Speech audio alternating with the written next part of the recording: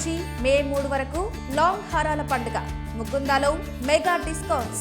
Double bedroom ఇళ్లపై ప్రజలకు తెలంగాణ ప్రభుత్వం good news తెలిపింది. డబుల్ బెడ్రూమ్ ఇళ్ల కోసం ఎంతో మంది ఎదురు చూస్తున్నారు. ప్రభుత్వం నుండి ఎప్పుడెప్పుడు వస్తాయా అని ఆశగా ఎదురు చూస్తున్నారు.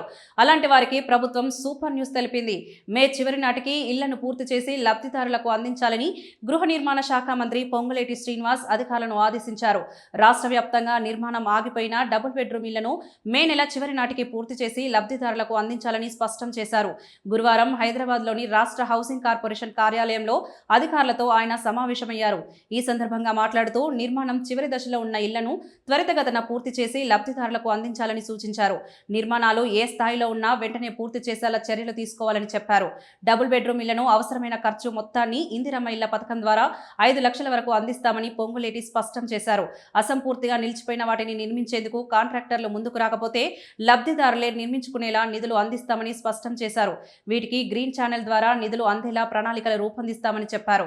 డబుల్ బెడ్రూమ్ ఇళ్లలో మౌలిక సదుపాయాల కోసం 400 కోట్లు కేటాయిస్తామన్నారు. ఇళ్లను తీసుకొని అక్కడ నివసించిన వారిని తప్పించి అర్హులైన వారికి వాటిని అందించాలని సూచించారు.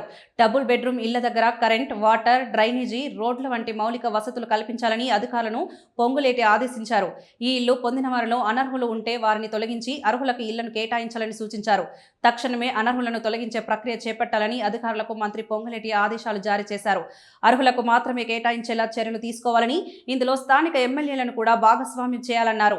ఇక డబుల్ బెడ్రూమ్ ఇళ్ల కేటాయింపులు, బిల్లుల చెల్లింపులో అక్రమాలకు పాల్పడితే అధికారులను సస్పెండ్ చేస్తామని, సర్వీస్ నుండి తొలగిస్తామని హెచ్చరించారు.